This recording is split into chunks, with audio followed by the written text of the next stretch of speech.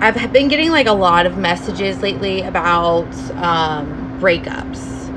Like people, 2 random people that I didn't even know have sent me messages asking me about a fresh, brand new breakup. And I'm not sure why I'm the one getting these messages, but I feel like a personal responsibility to talk on it because, as I've told some of you in the past, like I went through a very, very, very painful breakup that changed me to make me who I am now. So anyway, so I'm making this video as a response to some people that need some guidance, that need some advice, that maybe it's fresh and it's new and you have questions and you want answers. And the truth is breakups fucking suck, right? It's just flat out, they're not fun for anyone. So when you just had your heart broken, and I'm going to assume this is more geared towards not the person who walked away, but obviously the person that was left and they're confused and things like that. And there's a lot of questions that you ask. So one of the things is somebody asked me, how long did it take me to get over it? Well, I think that some people say that the entire length of your relationship, it should be cut in half, and that's how long you should be able to mourn something. I don't know. I just think there's no timeline. That's what I tell them. It's not like you wake up one day and you're like, oh, my heart's not broken anymore. This is great. No, it doesn't work that way. So in order to get over something, the number one question of people asking me, like, how long did it take? It can take anywhere from months to years. I don't know. It's to each person, but just don't focus on that. That doesn't matter. Like, don't worry about when you're going to get over things. And then then I got a question and they asked, what is the best thing to do to get them back? You don't get people back. And that's what I told them. I'm like, you don't need to be in that mentality. You need to be in the mentality and constantly tell yourself that whoever that person is not coming back. And you just start living your life for yourself. It's so important. Like, that's the most important thing about getting over a breakup is you have to focus on yourself. You have to look at it as like, they're never coming back and I need to be happy now. And everything you do, like, no matter how crazy it is, no matter what you do, needs to be about your happiness. This is your time to be selfish. So right after that breakup, you have to be extremely selfish with your time. Like, you should only, every time you go to think, oh, I wonder if they're coming back, or if they're gonna see this on Instagram and miss me, like, don't even do that. Don't worry about that. Just focus on being happy and do everything you can. Like, you wanted to go skydiving, go skydiving. Hi. If you want to go skydiving, or start a new hobby, or go to that restaurant you always wanted to go on that vacation you've always wanted to do whatever it is that you wanted to do, and just only focus on that. That's all I can say. I think that's the only way I got over things, is I just started doing a lot of stuff I liked. It cost me a lot of money. I can't do it anymore, but I did a lot of stuff I wanted to. I went to all the restaurants I wanted. I didn't travel a lot, but that's what I did. And it really, I think that's exactly what got me through it. So anyways, and if you can't, this is the other thing I tell people. I said, meet someone new. No. Yeah, meeting someone new. No. No, I mean, no, I don't want a sugar daddy. Thank you. Can't move to the forest now, city girl. Okay, I see all your messages and they're really cute. But no, meeting someone new is not the answer, because you need to be happy with yourself. Like, yeah, they say the best way to get over somebody is to get under somebody, and there's something to that. Like, get out there again and go and date and go out to clubs and, you know, get in it. But no, I don't think you should jump right into a new relationship or with someone new. You need to take that time to yourself and just be actually happy. And when you decide, like, you feel like you're about to relapse, or you're going to call them or do something crazy, my best advice in regards to that is you don't. I mean, obviously you don't, but if nothing else, you need to respect yourself, is what I'm saying. I mean, if you are trying to stop yourself from having an action, if you're trying to stop yourself from having an action, then just remember that at the very least, respect yourself, and don't allow people to walk in and out of your life, and don't allow bad behavior. And once you start respecting yourself, it changes what you allow into your life. And if you really respect yourself, you won't allow someone that just waltzes out and comes in like you're an open door. Like, you wouldn't allow it because you love yourself that much. And that's the kind of person that you need to transform into being, because you need to become more selfish with your love and your time and all of that stuff. That's just my opinion. Another question they say is, why am I so sad? That was a question I got. Like, why am I so sad? I'm tired of being sad. So stop. I know, it's like, what a crazy thought, right? Like, what do you mean I can't just stop? Yeah, you can. You can just go, you wake up and you go, I'm not going to be sad anymore. I'm tired of being sad. They've sucked all my energy. I'm going to be happy today. And then you wake up every day and you go, today, I'm going to be happy. Today, I'm going to do this. And as crazy as it sounds, when you start saying it, you start doing it, and you start believing it, and you think, and you start telling yourself, you know, I'm actually happier this way. And you keep telling yourself, I'm happier this way. Like, this is great. And the more you say it to yourself every single day, the more you understand, is what I'm saying. And the more you believe it, I should say. So just keep telling yourself you're happy, and don't allow yourself to be sad, and do things that you love, and do things that, like I said, be selfish. Be super selfish after a breakup. So then they asked me, can we be friends? No. Hi, Cal. No, you may not be friends.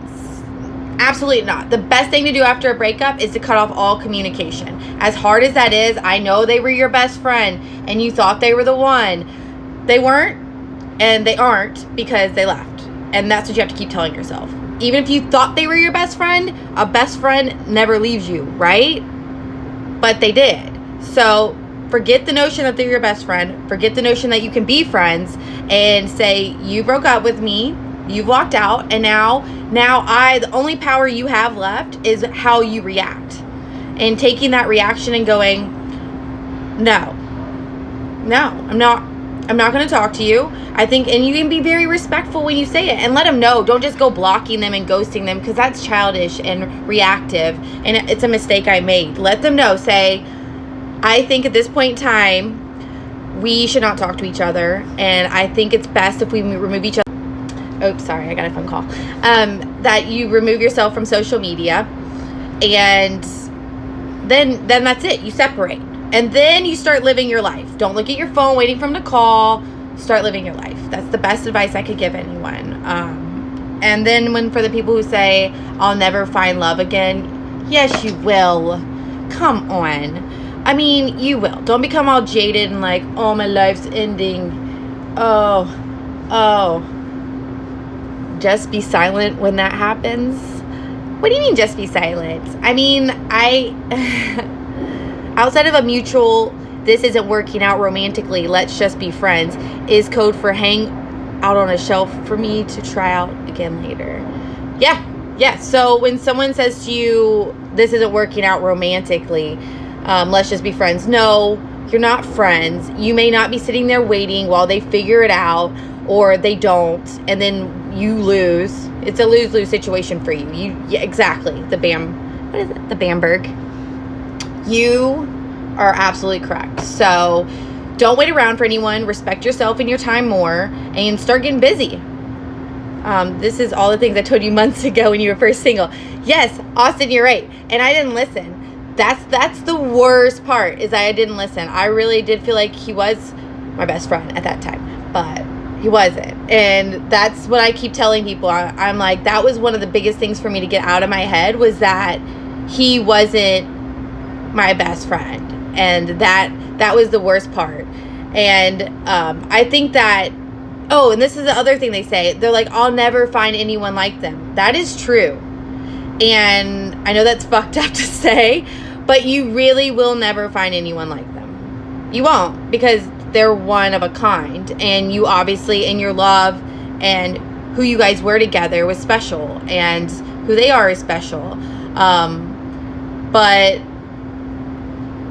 who they are is special. But the thing is, that's all that was. And it doesn't mean that you won't have something just as great with someone else, but it won't be the same thing. And you shouldn't go out looking for the same thing or the same person. Some people end up dating people that look just like their ex, or they go for the exact opposite.